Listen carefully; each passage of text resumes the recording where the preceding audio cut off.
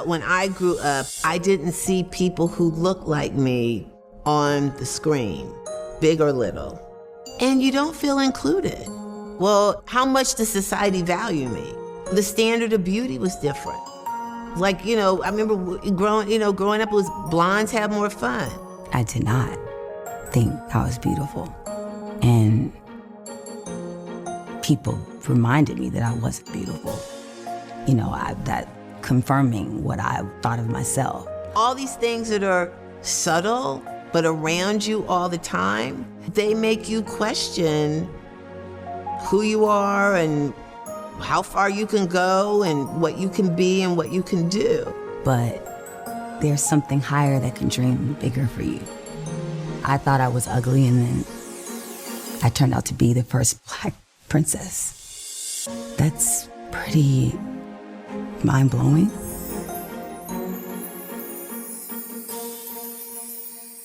With Brandy and Whitney in place, it was easy to see that this version of Cinderella was going to take a groundbreaking approach to a classic story. When you think of Cinderella, what do you think of? In 1997, most audiences would lean more towards the idea of a pretty blonde girl due to any portrayal of the character up to that time. But Whitney Houston believed that it was a good time in history to cast a woman of color as the title role alongside a multicultural cast. Whitney loved Cinderella. It was one of the things she was most proud of in her career. She totally understood the value, the importance, the significance of having a Black Cinderella. People didn't want me to do this project, and I felt like this is the project that I am going to do no matter what. With Whitney Houston now signed on as the fairy godmother as well as one of the executive producers, she brought in her friend Deborah Martin Chase to executive produce alongside her. You're executive producer. Yeah, so, it's another job. I had 2 jobs on this thing. I mean, are you really crunching numbers and sitting at the desk and... No, I ain't doing all that stuff. Yeah, right. I got the pull. You can make the phone calls and get things done. I got juice. Yeah. Whitney and Deborah would also help to produce other Disney films, such as The Cheetah Girls and The Princess Diaries in the coming years. As executive producer, Whitney hoped that a film mirroring an evolving society would touch every child and the child in every adult, and encourage children of all colors to dream. However, with any dream, there can be a nightmare. It has been said that one Disney executive preferred to have a white Cinderella and a Black fairy godmother. With that in mind, the executive suggested singer-songwriter Jewel for the title role, but the producers refused. The whole point of this whole thing was to have a Black Cinderella. Jewel was never approached, and the choice to have a multicultural cast was ultimately a joint decision among the producers, who agreed that every generation should have their own Cinderella. In addition to developing a good relationship with each other, the producers established a strong relationship with the Rodgers and Hammerstein organization president, Ted Chapin. The children of the original composers, Mary Rodgers and James Hammerstein, also loved this casting decision. James believed Oscar Hammerstein would have approved of the colorblind casting, claiming he would have asked why it took so long to make it happen. Now, with Cinderella cast, the next step was to build what would become our Cinderella. The casting directors on the film searched far and wide for their magical cast. One of the roles they found most difficult to cast was the role of Cinderella's wicked stepmother. The producers originally went to Whoopi Goldberg for the role. However, she was too busy at the time, but told them, "If you need me later on, I'm there for you." Deborah Martin Chase recalls that no white actress wanted to be seen as being mean to the Black Cinderella. I remember Bet in particular because Craig and Neil had done Gypsy with her. She and different people kept giving us the same no response. I would write these long letters putting the role into context, explaining the importance of what we were doing with the multicultural cast, and the cultural impact we had hoped to have. I wanted them to understand that they wouldn't just be coming on board for a great show, it was also going to be important culturally. Bernadette Peters was ultimately cast as Cinderella's stepmother. She originated an even more sinister role as the witch in the Broadway musical Into the Woods back in 1986. You're so nice. You're not good, you're not bad, you're just nice. I'm not good, I'm not nice, I'm just right. I'm the witch, you're the world. Her version of the stepmother was adapted into a more comical version than previous portrayals due to her strong comedic background. I should have insisted that she stay home. Remorse will get you nowhere. My wife is dead! Wake up! People are dying all around you. You're not the only one to suffer a loss. When you're dead, you're dead. Tell me, Cinderella, what would you say to capture the prince? I don't know. Of course you don't. I thought, well, this is an interesting character to play. You know, to me, it was just fun to be able to play somebody mean like that. So we wanted someone who, when it was time to be evil, could truly be evil. And you? By the thought of you dancing with the prince, it's preposterous. Why? Why is it so hard for you to imagine? Because you're common, Cinderella. Your mother was common, and so are you. Or you can wash your face and put on a clean dress, but underneath you'll still be common. That a prince would even consider taking you for his bride, it's laughable. My father. Your father was weak. He spoiled you rotten. He filled your head with silly thoughts and dreams that'll never come true. Never. Now, clean this place up. It's a sty. But could also make you love her. I've always been told I've got too big a heart. You've got too big a heart, Mother. Jason Alexander was the first of the characters to sign on and was cast as the prince's valet, Lionel, who was an entirely new character created for comic relief. I had a wonderful time today, Lionel. No one treated me like a prince. What a relief to be among real people. Yes, can I tell you something? Real people are not all they are cracked up to be, eh? My first reaction was, what is the role? Because it didn't exist. It's the only one they made up. And I said, well, it sounds like fun. You want me to what? Oh, okay. It was sort of created as we went along. So it's been fun. I show up every day and go, did I do anything today? Or just dress up the way I normally do at home. Jason is funny. He keeps me laughing. He always has a joke, and, you know, he brings that Seinfeld humor to the set, so it's kind of cool.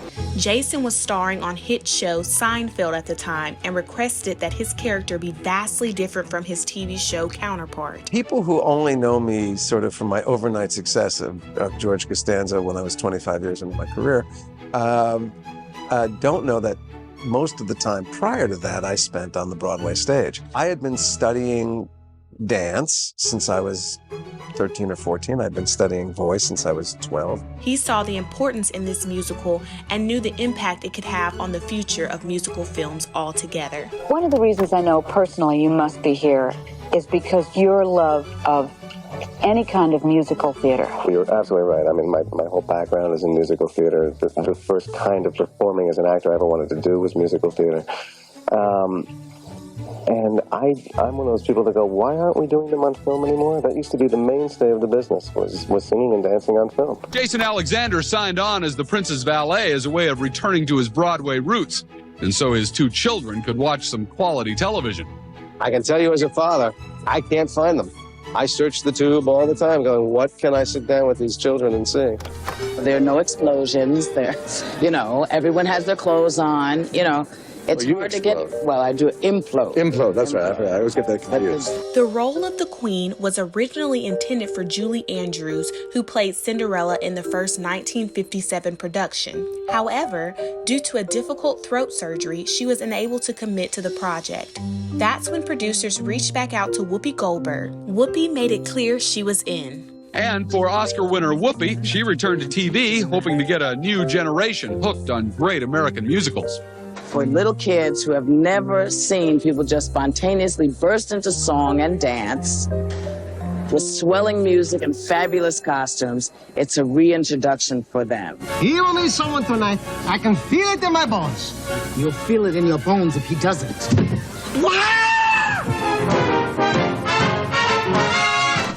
Whoopi Goldberg also found the film's colorful cast to be reflective of who we are, describing it as more normal than an all-black or all-white cast. The art of the actor is to bring you into the story and to bring you into the character. And generally, a character's race has little to do with the story. In this kind of fairy tale thing, it's drawn kind of with Crayola instead of charcoal, and you can be as buffoony as you want, and that's a joy. Victor Garber was cast as King Maximilian. He said that the fact that his character had an Asian son with a black queen was extraordinary, and said there's no reason why this can't be the norm. His off-screen friendship with Whoopi Goldberg was a plus, so their chemistry on screen was strong. Here we go. Max, my smelling salts. Max. Chris, it's really very simple. All your mother and I want is for you to be happy. Happiness has nothing to do with it. I mean, of course, we want you to be happy, but you do have certain obligations. What your mother's trying to say is, we think it's time you chose a bride and produced an heir. Someday soon, this entire kingdom will be yours. Not that soon. Broadway actress Deanne Cox and television actress Natalie Desselle were cast as Cinderella's stepsisters. Oh, why would a fella want a girl like her? A girl who's merely lovely. Why can't a fellow ever once prefer a girl who's merely me? Natalie Desselle. And she plays one of my wicked stepsisters. Nervous, Minerva. She plays Minerva. I can pull out all her hair. And then to my right, camera left, we have Deanne Cox. Hello. And she plays Calliope, and she's very, very snorty when she laughs. Hi. You can't be natural dressed like this. You can't be. There's no possibility of being natural dressed like this. Neither one of us got the prince. Cinderella always gets the prince. No. That's the way the story is. No, I got something else. But you know what? Sometimes the stepsisters get the prince off camera. There was just something magic between Deanne and Natalie when they read together. We all kind of looked at each other and said, look no further, that's it. Well, I'll just say, because I consider Natalie my sister from I met her in the audition. We went into the audition room together, and we completely fell in love with you from the moment we met. And there was never a challenge with her to make something funny. She was this naturally on-fun, hilarious human being, both on screen and off. The film's cast now consisted of Broadway stars, recording artists, relative unknowns, and bona fide entertainment superstars. Back in the 90s, tabloids had a large reach in media, and due to the well-known cast, many tabloid newspapers often fabricated stories of the cast engaging in physical altercations, particularly among Brandy, Whitney Houston, and Whoopi Goldberg, all of which were proven to be false. This version of Cinderella was the first live-action fairy tale featuring colorblind casting to be broadcast on television, showcasing one of the most diverse ensemble casts to appear on television at the time. I was kind of like, oh my God, I'm gonna have a white mom, I'm gonna have a white sister. I didn't know I was gonna have that, but the more I thought about it, it was like, this is gonna be fantastic because it lets people know that it doesn't matter what color you are. If you have talent and if it's right, you can all play together. And this might change something, you never know. But there was still a role that had yet to be cast. Auditions were held in both Los Angeles and New York. Several well-known actors auditioned for the role, including Wayne Brady, Antonio Sabato Jr., Mark Anthony, and Taye Diggs, but none of them were quite right. It was like Cinderella in the slipper, kind of in reverse, looking to cast this prince. And it's hard to cast those roles because the prince needed to have a purity and almost an innocence about him as well to really sell the fairy tale of it all. The final actor to audition for the film was Paolo Montalban. Paolo was an understudy in Rodgers and Hammerstein's musical The King and I at the time, and despite being late for the final day of auditions, Paolo impressed the producers with his singing voice. I wasn't nervous about it because I didn't actually know what the scope of this production was going to be. I thought it was going to be a made-for-public access cable production. And we were like, oh my God, how interesting to have a Filipino prince with our African-American Brandy. Paolo enjoyed this version of the prince because he wasn't just holding out for a pretty girl. He was looking for someone who would complete him as a person, and he finds all of those qualities in Cinderella. And he even had a secret of his own. I have a confession to make. You guys didn't know this. I actually played the prince before in high school. In this version. And really? How do you not tell anybody that? I don't know. I forgot. I thought you should have known that. I got a little head start, but you guys made it a lot more special than the high school production. I loved it, but I mean, you changed my life, and you changed the life of so many people.